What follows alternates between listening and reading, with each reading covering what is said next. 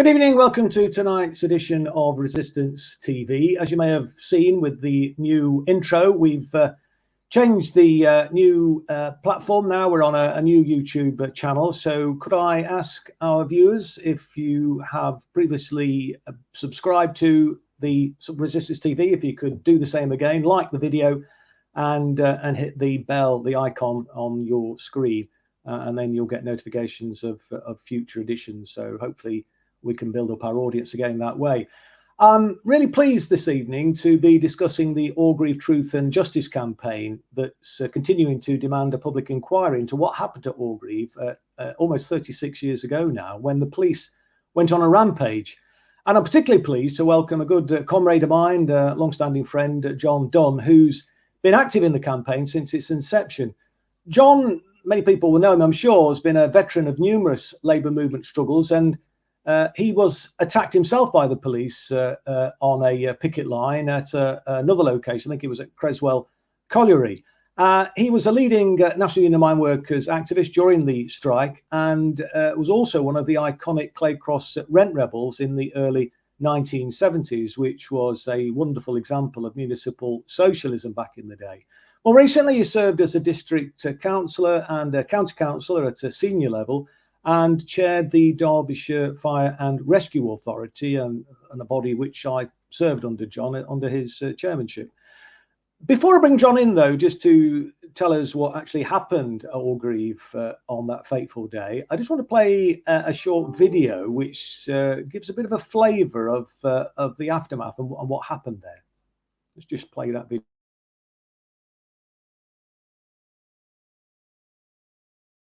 I want to see a full, open, public inquiry, and the individuals who are responsible should be named. I accuse those individuals now. The people responsible for the chaos and the bloodshed at Orgreave were Margaret Thatcher, Leon Britton, the Tory government, and the various police forces, including the South Yorkshire Police Force and its Chief Constable. Do you think there should be criminal charges if allegations are proved to be true? Well, I know the allegations are true, and I think that a full inquiry will reveal that they concocted stories, they told lies. For example, they said when I was knocked unconscious that I'd slipped on a grassy bank or I'd tripped over a sleeper, when a photograph was produced, and it was produced in one newspaper only, and that was the Daily Mirror by Paul Foote.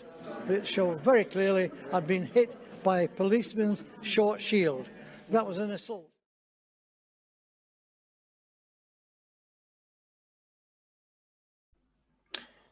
I think what was clear from the miners' strike was the misuse, really, of the instruments of the state to smash what was the Brigade of Guards of the labour movement, the National Union of Mineworkers. I think the Thatcher government realised that if they could defeat the miners, then the road was clear to bring about the significant reforms which we're still living with the consequences of today, with 14 million people living in poverty, endemic precarious employment throughout the land, people, struggling to pay their housing costs, to actually buy a house is out of the reach for many, certainly working class people, in the way in which it didn't used to be. And to get a council house these days, I mean, very, very difficult indeed. They're in such short supply.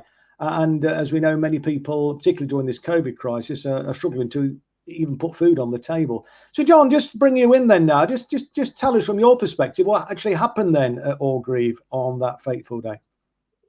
Well, June the 18th, 1984, it was a really hot, scorching day. And I want your listeners just to imagine you've been on strike a few weeks, and you sat at home. You obviously can't go to work, and it's a glorious day. But what do you decide to do?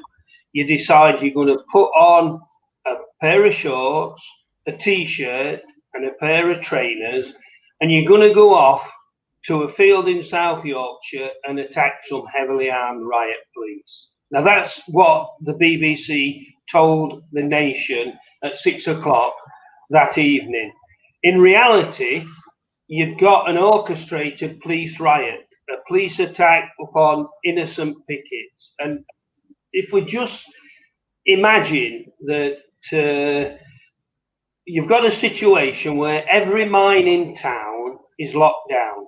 You've got a ring of steel, a ring of police around it. You can't get onto motorways, you can't leave your area. Every car is stopped and turned back.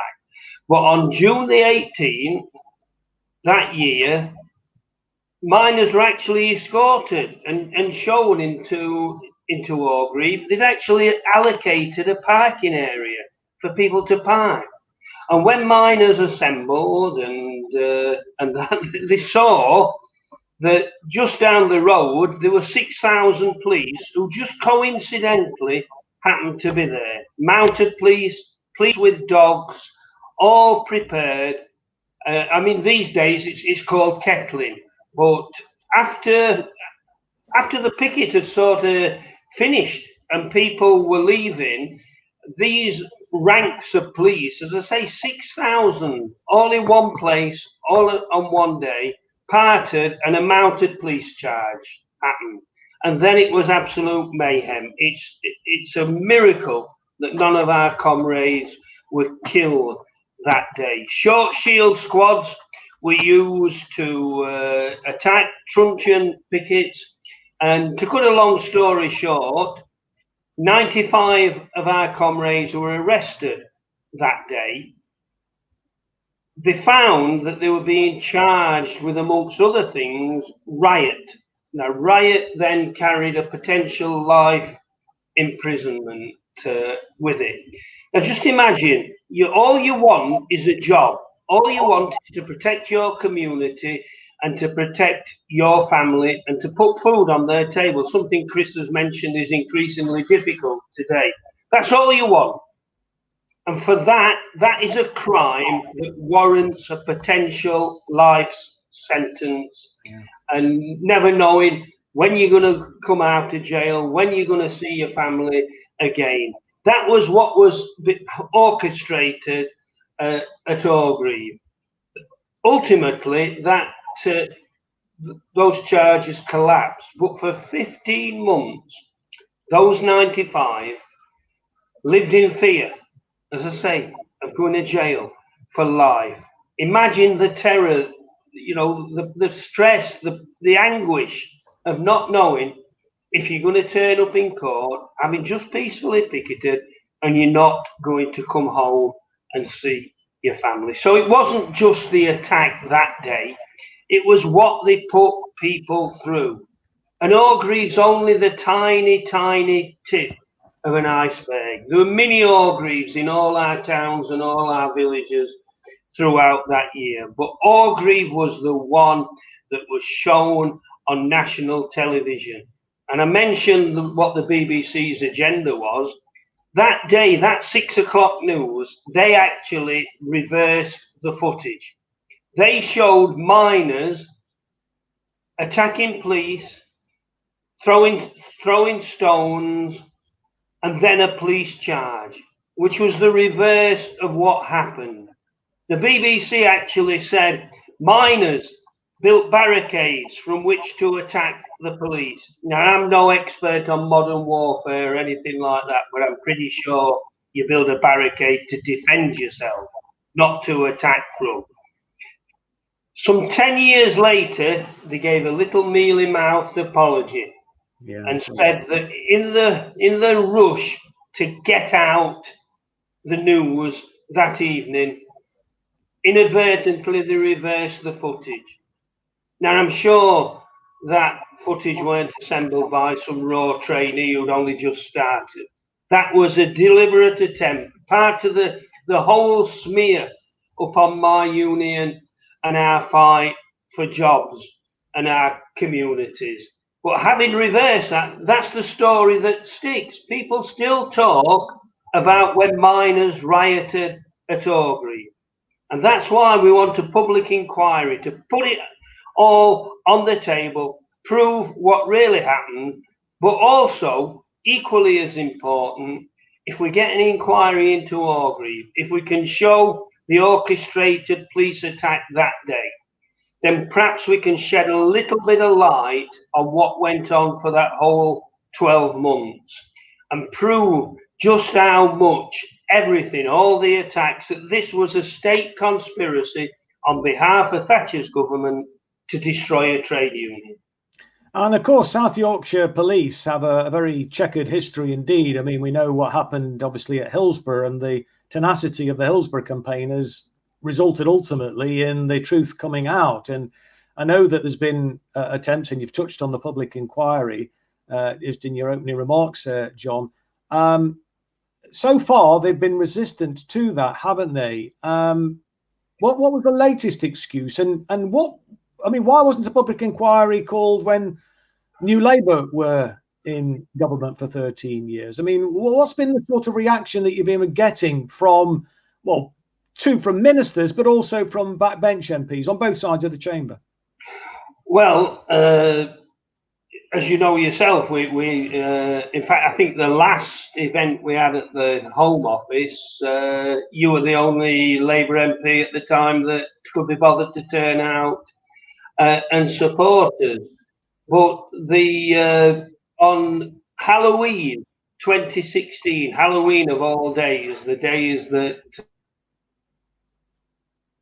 and Amber Rudd, the then Home Secretary, stood up in Parliament and said, having led us up the garden path for 2 years, promising an inquiry, both her and Theresa May, stood up and said, there's no need for a public inquiry. One, it was a long time ago. Two, nobody was killed. And as I say, it's only luck that happened. And three, the police have learned the lessons and it's time to move on. Mm. Well, lots of us still carry criminal convictions from that day. Lots of us are actually still traumatized by the beatings that they received. So it's impossible to move on. And as for the police learning the lessons, if they've learned anything, it's how to do it a little bit better. No, you're frozen. You're frozen, John. I mean, I think I don't know if whether you can hear me, John, but you're back now. No, you've gone again. Yeah, no, we got you now. Carry on, mate. Sorry, you froze there for a little bit. If you could just finish that little bit you were just about the police. Sorry about that. You were just saying about the police. Yeah, that's it. Moved on and then I think you were just saying that if anything, they've just learned how to be clever about how they do what they do in terms of repressing. That's it. Yeah, that's it. If anything, they do it behind a lot of closed doors. You know, the number of people who die in police custody, the attacks that we still see. And if you talk to people who were demonstrating against fracking and talk to them about how they were treated by the police, it's the same old story. You know, we saw way back in 2010, was it, the student demonstrations where students were kettled for hours. That's the sort of thing that was perfected in our strike. That's what happened at Orgreave. It was, its modern day term is kettling. Well, indeed. And of course, you mentioned more recently the student strike, student dispute and other demonstrations and how they've used those kettling techniques. I mean, the other major dispute that came after the miners' strike, of course, was the print workers' strike. I think that was 1986. We saw the similar sort of the tactics, and like just been perfected as time has gone on. And what worries me is, and I don't know what your thoughts are on this, is the new legislation that the government are bringing in, which actually allows, and indeed it's on the face of the bill, criminal conduct will be permissible in certain circumstances. And one of the circumstances is civil disorder. They're actually legitimizing, it's on the face of the bill, that if they're faced with, civil disorder, that the police will be exempt from prosecution. They're permitted to engage in, as I say, it calls it criminal conduct. What about that? I mean, is that a worry, do you think, or? Well, it's a real worry. What is more worrying, perhaps, is that the Starmer Labour Party refused to oppose it. and abstain of all things on it. Now, one of the things that we've done as a campaign, we work with lots of other campaign groups, Shrewsbury, the Blacklist campaign, the Spy Cops campaign. And, you know, through that, we've met brave women like Helen Steele, who's one of the people who was taking action in the courts against the police for being tricked into illicit relationships by people who'd assume false identities. So if the police were allowed to get away with it then, if you give them even more impunity now, then it's you know, how can we talk about freedom and justice if the police are allowed to do this sort of thing with impunity?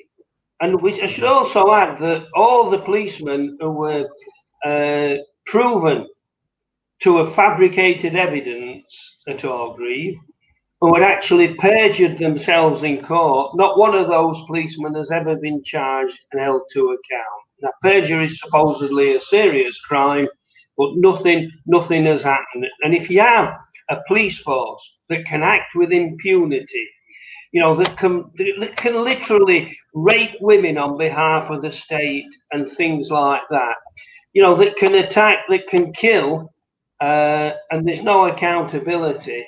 And as I say, the big tragedy is the Labour Party refused to oppose this, apart from a handful of left MPs. I mean, I think there tends to be a difference, doesn't there? And was that the case back in the miners' strike between, you know, grassroots Labour activists and the leadership? Was that a feature, do you think? We got tremendous support from grassroots activists. I toured the length and breadth of the country, addressing meetings. You know, we had Labour Party members setting up support groups and raising funds, turning up on our picket lines. Unfortunately, the leadership, Neil Kinnock, and to be honest, I feel like I should spit every time I say that name, were actually complicit in sabotaging our strike. Kinnock refused to support us. He, under duress, very, very late in the strike, he made a token appearance at a picket line. He went on record at Labour Party conference the year after the strike, attacking Arthur Skyville in the most disgusting way. And I suppose, much like today's Labour leadership, his strategy was, well, let's appear respectable, and then we'll prove to people that we can be trusted in government, and we'll get into office that way. I wonder who they're trying to prove themselves to, though. It's kind of like, you know, it's the establishment, isn't it? The kind of the corporate world that they're trying to prove themselves to, it seems to me. But, they're proving they're safe to handle capitalism. Exactly, mate, exactly. I just want to, I mean, you mentioned the Labour Party conference after the strike. I was at the Labour Party conference in 1984 at Blackpool when Arthur Scargill addressed the conference. It was an electrifying speech. We've got a clip of his peroration, which we'll just play now if we can, to give you a feel. Hallmark of what should have been done. We would have won this case months ago, but we've got to overcome a government whose bloody mindedness has made thousands and thousands of our people face a situation that they've not faced since 1926. We've got food kitchens established in every village. We've had 3,000 of our people injured on picket lines. We've had 5 of our people killed as they fight for the right to work. For God's sake, colleagues, give support to our resolution and to the statement of the NEC, and take us with you and with the NUM on the way to victory.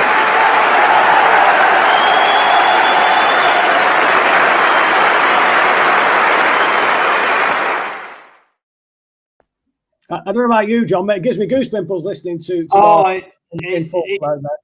to this day, it still chokes me up. Yeah, if I can only imagine.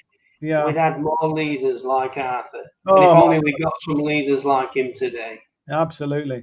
But interestingly, though, John, just in a more general thing about the miners' strike, that speech was made around about the time where the NACOD's trade union were on the cusp of coming out on strike as well, which would have, well, it would have sealed the victory, I think, then, because they wouldn't have been able to continue producing coal, would they? What happened there? Because I thought NACOD voted to come out, and then they didn't. Yeah. They got an 82% majority to join the strike, and to this day, nobody knows what happens. Arthur tells the story that, having been in regular touch with the two leaders, McNestry and Sampy, for a whole weekend, he couldn't get hold of them. They were impossible to contact. And then they signed some mealy-mouthed agreement and called the strike, their strike off, leaving us high and dry. And I say they had an 82% mandate. I think they wouldn't even have had to join the strike. Victory would have been assured even before the first day of them joining the strike. And that was scandalous. We were so close to victory. I mean, history proves, and the evidence has been shown, that on a number of occasions we were on the brink of victory when the dockers were going to strike, etc., etc. But that was a real crushing blow. And to say that we carried on for another 5 months after that is testimony, I think, to the strength of our union and the strength of the leadership. Yeah, and what happened, why they called it off, whether somebody put a gun to the face, and I have no proof of this, whether somebody, offered them a nice cushy number in the future, I have no idea. But why would you, having been given such a massive mandate, then go and sabotage something like that? And we're paying the price for it now. Absolutely. I mean, it's not just the decimation of the coalfield communities, as I was saying in my opening remarks. It's the entirety, really, of the country that's actually suffered the consequences of what happened, where they were able to, defeat the miners. And I think, for me, what that illustrated was the importance of solidarity. I mean, and Arthur and people like yourself are in the personification of solidarity. And if only some of those other trade union leaders had got an ounce of the acumen and the solidarity displayed by Arthur, then the course of history would have been different, in my opinion. I guess you'd agree with that, I suppose, John.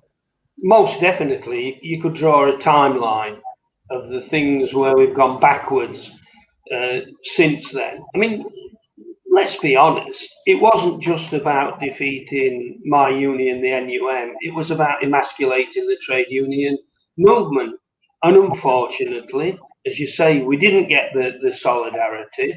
There were some great exceptions, and say we were going to be joined by the dockers, but they got bought off. There were the heroic Liverpool councillors who were forming a second front against us, and if we'd had more people, as you say, of Arthur's calibre, if the TUC had just lifted its little finger, then not only would we have won, but can you imagine that if we had shown that you could stand up to a government like Thatcher's, would we have 0 hours contracts today?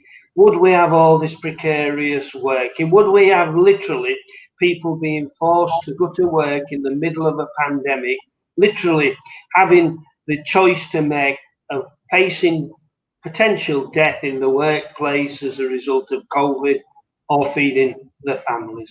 Would any of that be in place today if we'd won and the trade union movement had stayed strong?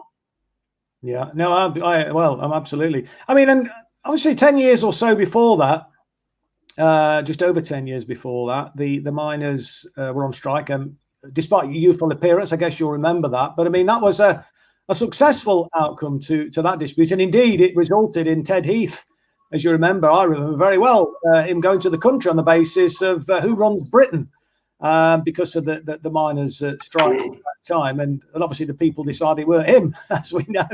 What, in your opinion, John, would you say were the key differences, if any, between the success of that strike and what happened in 1984?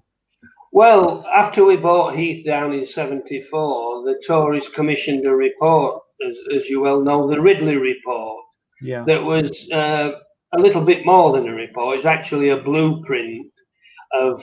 They talked about a major trade union, but they actually meant the miners. It talked about beefing up the role of the police. It talked about using the courts. Talked about recruiting scab lorry drivers to break strikes, and they were well prepared. They set this up almost at a time of their choosing, and in 1981 they came about with a pit closure program then, but a series of unofficial strikes that were spreading throughout the coalfield made them back off because they'd not got things in place.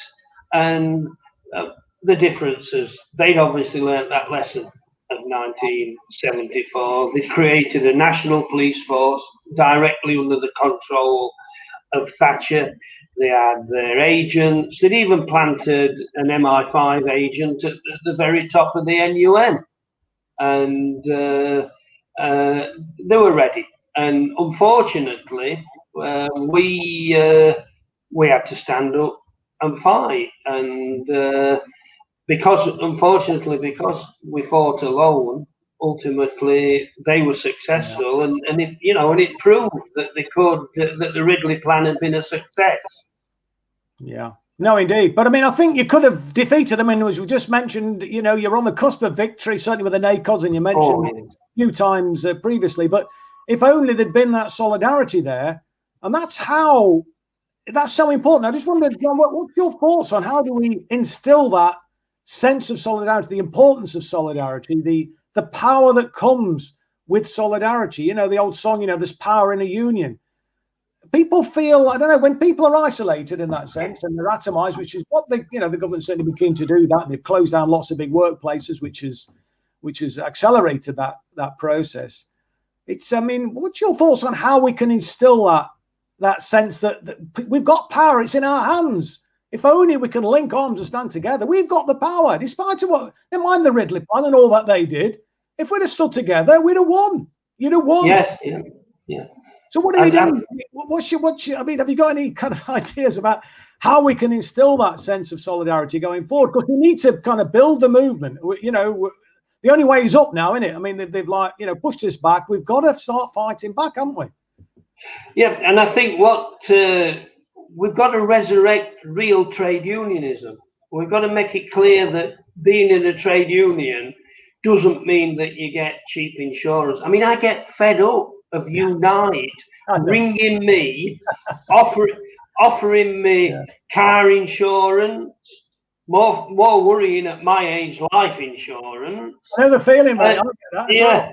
And unions are insurance against the employer.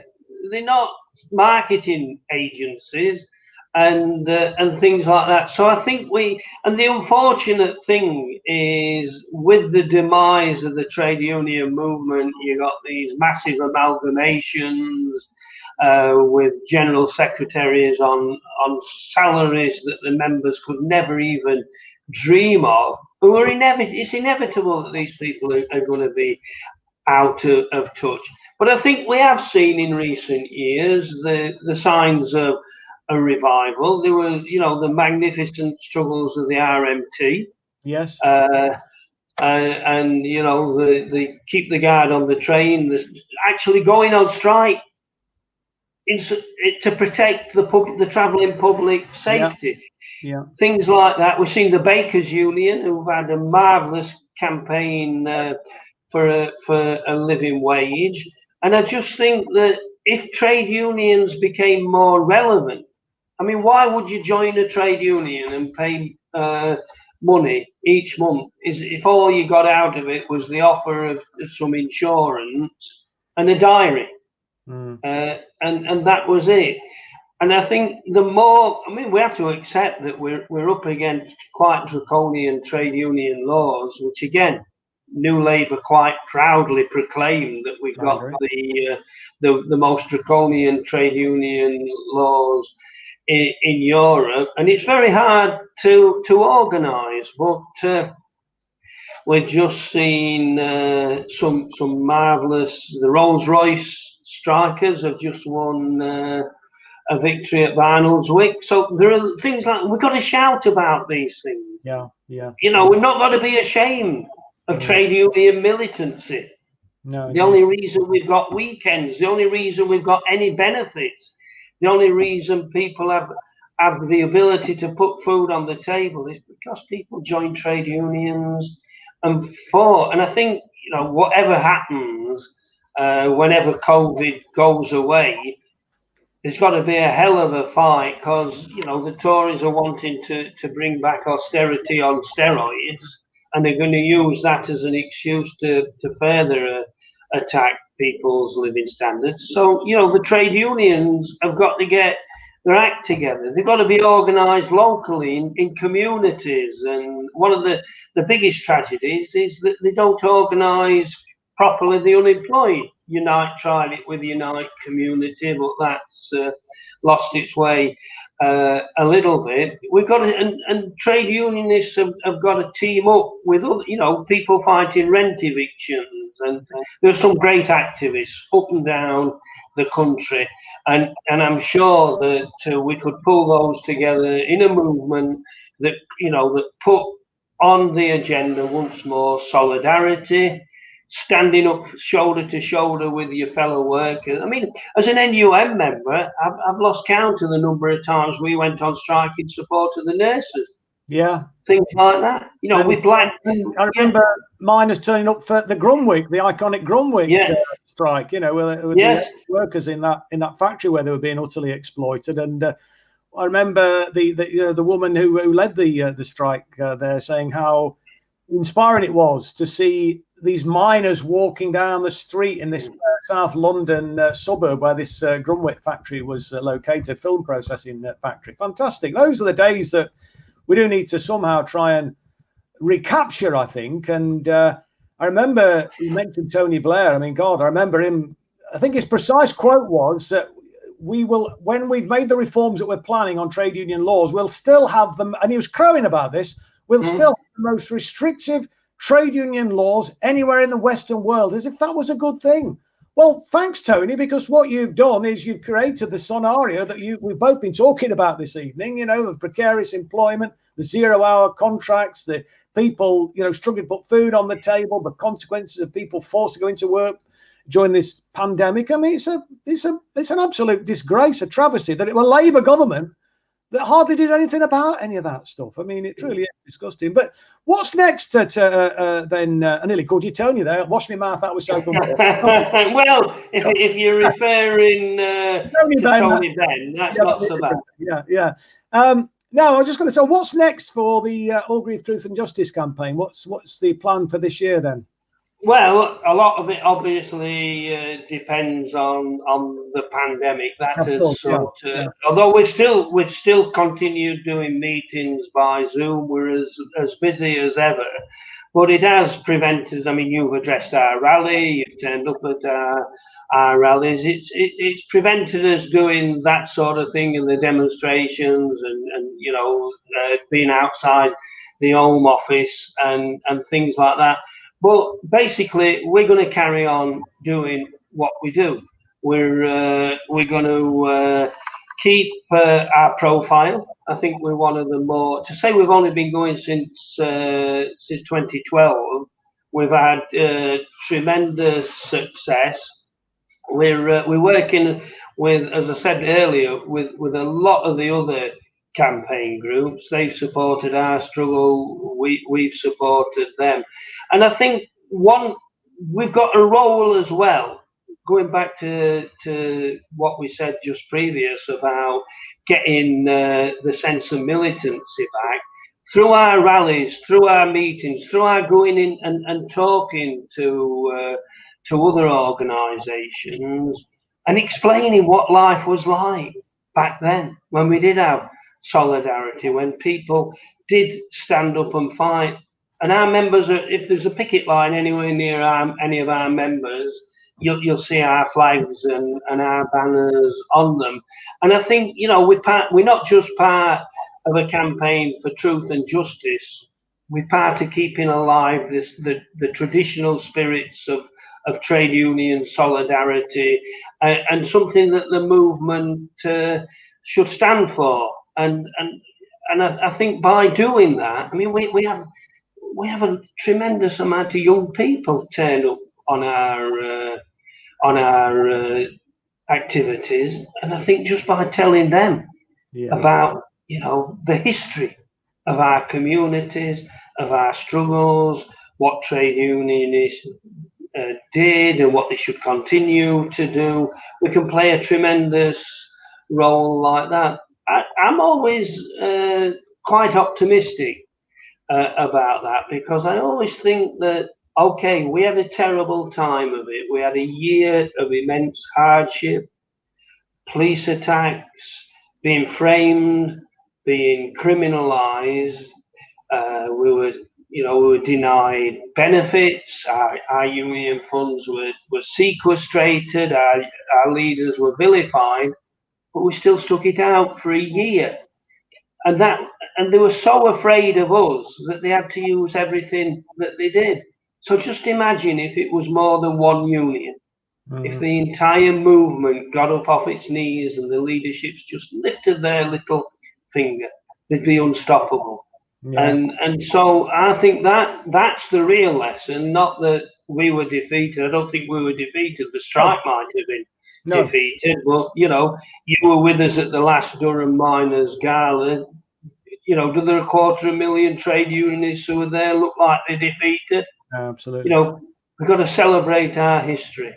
Yeah. And, you know, and collectively join each other's struggles and fight. And ultimately, it's not just a fight for, you know, a little bit more here, a little bit more there. Our struggle, as far as I'm concerned, is not just about exposing the truth of what happened, not just at Orgreave, but throughout that whole year. Our struggle is about making sure we reverse all those wrongs, making sure we expose what the state are prepared to do to ordinary people in order to, you know, to keep the ruling class in power. And I think that if we can continue doing that, if we can continue exposing what the real nature of this system is, then we can start talking about changing that system. Yeah. And for me, it's not just, I've got a criminal record to this day. 2 years ago, I refused a visa to visit my partner's brother and some friends in America. I can only assume it's because of that criminal record. I was framed with two criminal convictions that are there. And this is the strange thing, Chris, is as a campaign we've been encouraging people who were arrested, not just at Orgreave, but outside Orgreave. People like myself, I was arrested and assaulted in April, to send in freedom of information requests. And last year I sent one in to Derbyshire Police. I was arrested in Derbyshire. I was assaulted by a Lancashire policeman, and the Derbyshire NUM at that time took out 3 private summonses to try and expose the violence that was happening. Upon my conviction that those private summonses obviously got nowhere. But I sent in a freedom of information request about my arrest, and they got no record of it. No record at all. You would have thought, here's somebody who's suing your chief constable for a start, and you can't find any record of it. I went to the National Police Records Office. No record of my arrest. No record of these private summonses. And every one of our comrades who was arrested outside of Orgreave is getting the same response. Now, we have 11,000 people arrested. 7,000 people given criminal convictions. And there's not a record of those.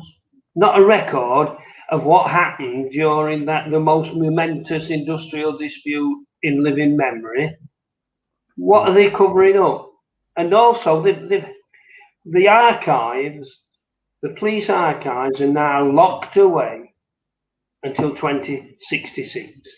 Yeah. Oh, I'll be 114 then.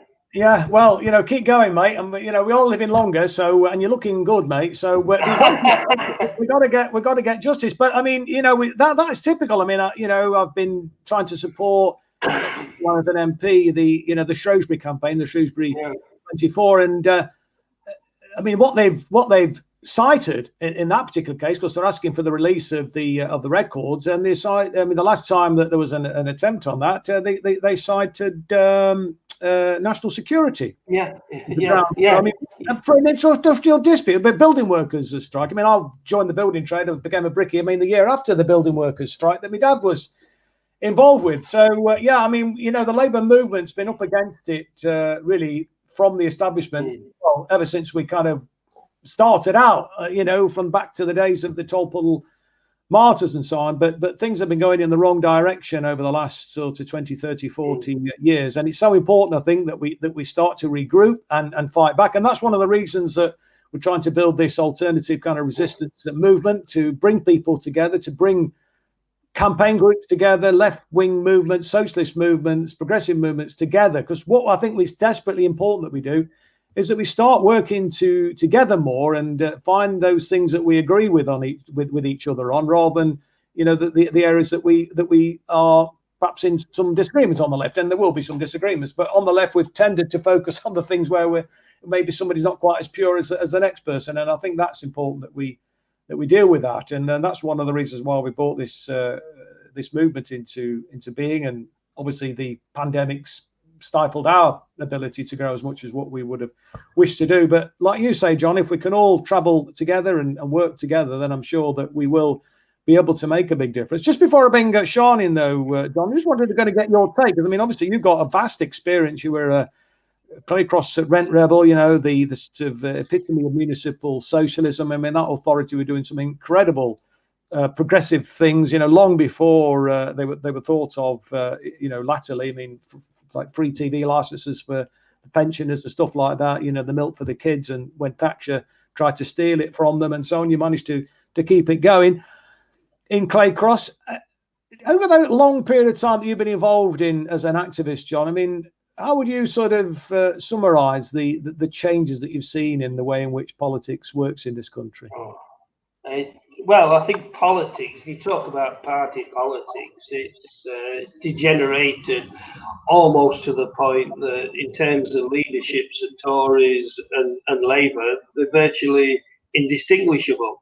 And I think that I think we have to put a lot of the blame for what's gone wrong in politics at the door of Tony Blair and his cohorts. They emasculated Labour councils. They brought in the way that you have to be interviewed in order to prove that you're a nice person to become a Labour councillor.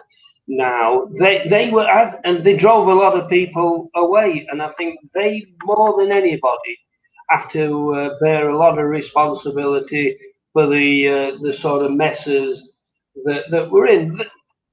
Those people and the trade union leadership, of course, because they've tended to go for an easy ride. And if I look back to the 1970s, obviously we had the Claycross issue that you've talked about, something I'm proud to have been part of. I'm actually the youngest person ever to be surcharged and disqualified in this country. And again, a Labour government refused to lift those surcharges. 11 of my comrades were bankrupted and things like that. But also in the 70s, you had the threat of a general strike to free the Pentonville dockers. We had 2 miners' strikes. The whole movement was on a different sort of footing. in those days. And you know, I don't just look back at it fondly and think if only things could be like that. I think we have to look back and say, you know, where have we gone wrong? I think one thing where we have gone wrong is we've put too much faith in political people to do it for us.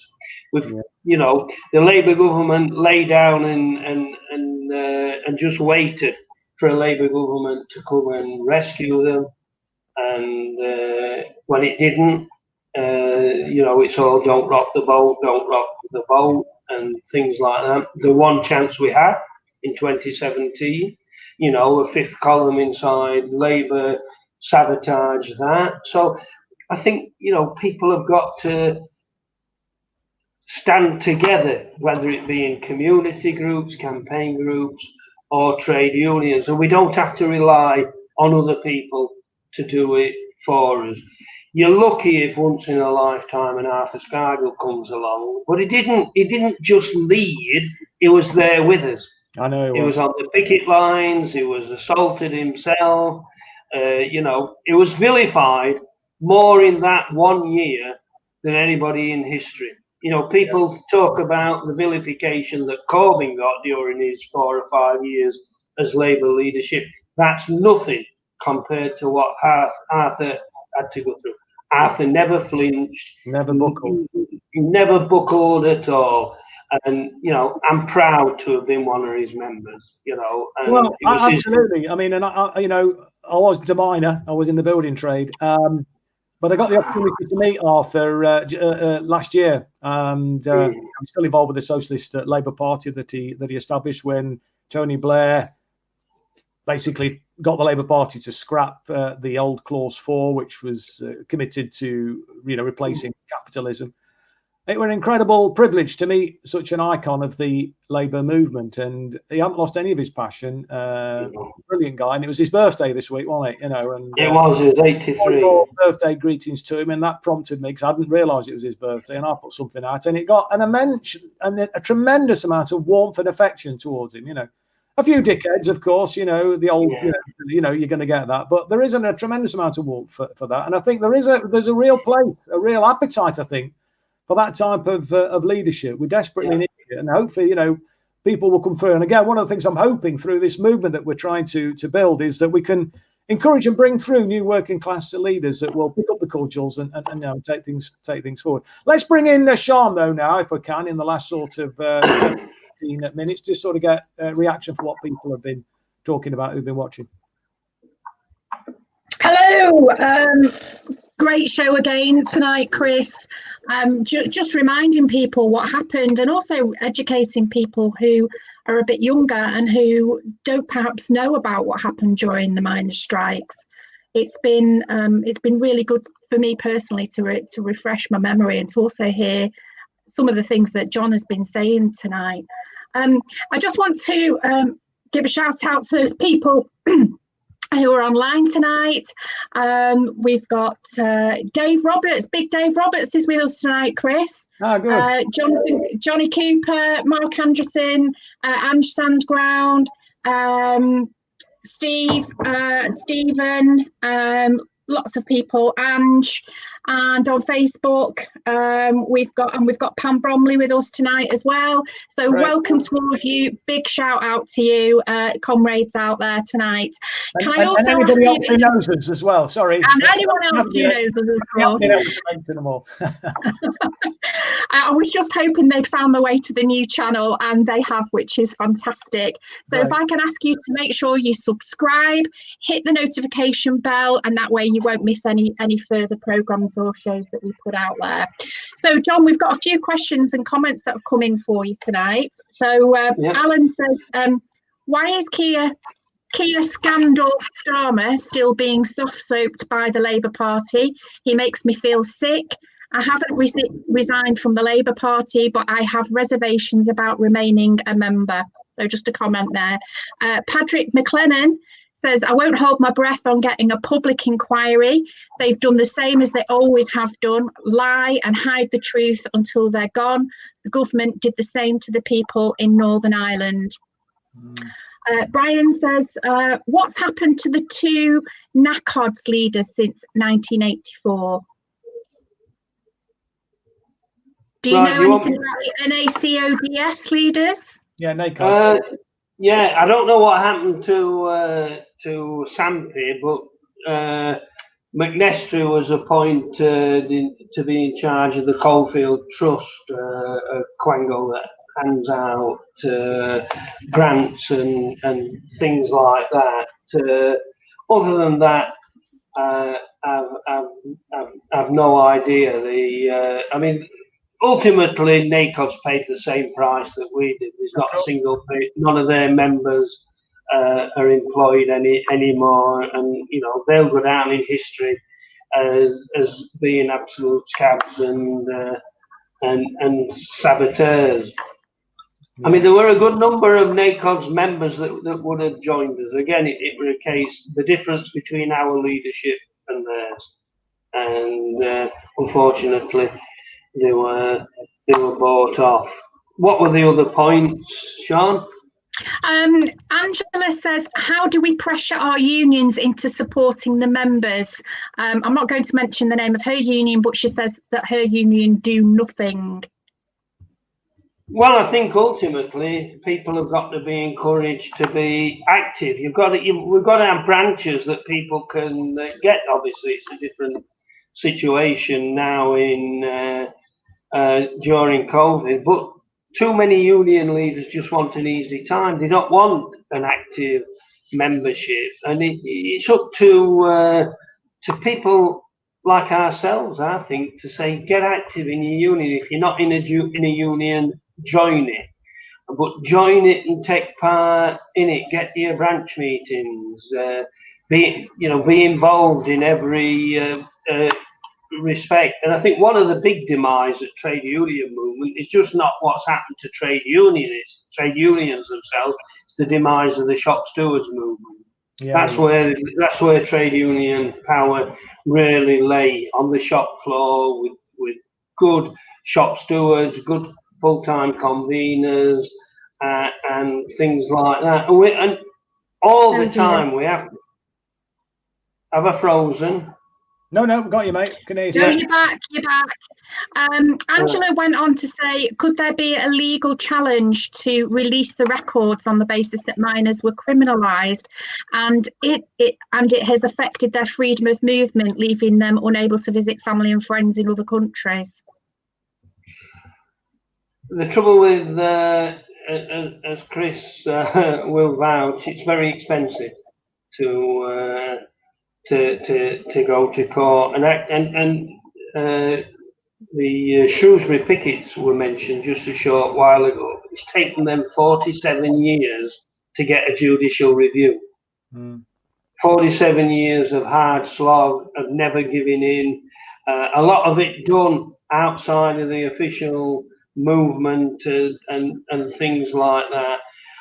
We've thought about things like setting up our own panel, but faced with the intransigence of the government. But we do take great inspiration from the Hillsborough campaigners, people like the fantastic Sheila Coleman, and people like that who've kept that struggle alive. I mean, the pressure that's been on those brave people whose loved ones just went to a football match, who've been vilified, who've been slandered, to keep going after each setback. I think that shows the resilience and the strength of our movement. And we need to pull all this together, and we need to get those lessons out there. As for our campaign, I think that the government missed a trick. They could have tied us up in a meaningless judge-led inquiry and tried to silence us that way. But in a way, they gave our campaign a boost, because it's now not only do we want a public inquiry, it's what are you afraid of? What are you afraid coming out in such an inquiry? So, far from being downhearted about that, it's given us a spur to up our game even more. What about the other trade unions? Why won't they back you legally with some cash, cold hard cash? You know, if you've got donations from Unite, from Unison, from the National Education Union, from USDOR, from GMB, you know, surely they could fund a case for the miners.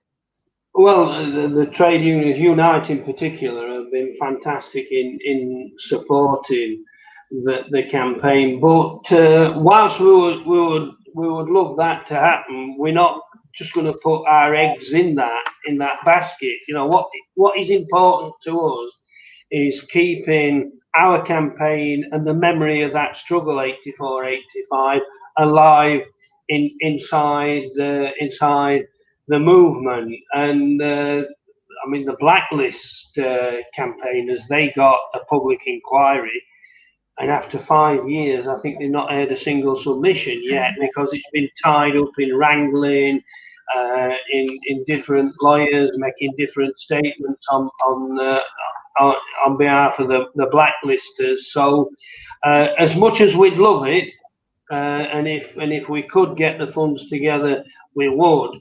But you know, we've not just concentrated and stopped everything to get that going. And also, I'm mindful that we're not the only campaign. That you know, every penny a trade union gives us towards an expensive legal challenge is a penny that could go towards supporting these Spike Ops campaigners, to supporting the Blacklist campaigners. I mean, imagine that. You're denied the right to a job and feed your family and put food on the table just because you don't want to die at work. I mean, it's all an indictment of this rotten society under which we live. Absolutely. I mean, we're running a bit short of time, but I think one of the things, though, John, certainly once the COVID situation's out of the way, hopefully in the not too distant future, and the point I was making earlier about us collaborating, working together, I think is going to be really important. And this point that you made about, you know, keeping that memory alive is going to be really key, I think, because you know, what the miners did and those communities did was so inspirational, and that's the type of spirit that we've got to somehow bottle and use to encourage and inspire people throughout the land to demonstrate, you know, when you stand together, that you know, you really can make a difference. I didn't want to cut you across, Sean, by the way, if you're still there. We've got time for maybe one more, if there's any more comments that you want to make, and then we'll have to. John's got as well, so. Yeah, there's one more here from Big Dave Roberts. He's going to kill me for calling him that. He said that we need to get back to grassroots socialist movements to challenge collapsing capitalism and move beyond it. John is right that task will fall to ourselves. And one of the things that I used to keep beating the drum about when I was in the trade union movement was the organisers need to start organising within communities. And I would call on every union and every trade union member to be demanding that your trade union deploys their organisers, because they're well paid, they're well sourced, demanded that they are deployed within communities, and they should be doing proper community organising. And that way they'd get their figures up, and we can get back to some real trade unionism. Sorry, but hopefully our movement can help, you know, in that goal, because one of the things we want to do is obviously organise communities and bring people together. But one of the key things for us, isn't it, Sean, is to encourage people to be involved in their trade unions and to hopefully bring trade unions with us. And you know, if we can do that, then I think we can make a difference. Look, John, I know you got another meeting. I'm really pleased because it was a last minute thing, and you had to make some jiggering around, rearranging stuff to be with us this evening. Been a brilliant show, mate. You've been incredibly inspirational as ever. Thank you so much for taking the time out to speak this evening, and good luck for the future. We're with you, and we'll do everything we can to support the Orgreave Truth and Justice campaign going forward. And hopefully, if we, you know, as we've said, the pair of us stick together, you know, we will prevail. You know, unity's strength, and it's so important, I think, that we remember that and put that into practice. Thanks everybody for watching this evening. That's the end of the program. Tune in next week at 7 o'clock, same time, same place. And as Sean and I have been stressing, we've changed our YouTube platform now. So if you could just make sure that you hit the subscribe button and like the video, that'll enable us to, one, ensure that you don't miss any programs in the future, but enable us to build our audience and get these really important messages out to actually build and grow this movement so that we can bring about the change that the country desperately needs. Thanks again for watching then, and good night.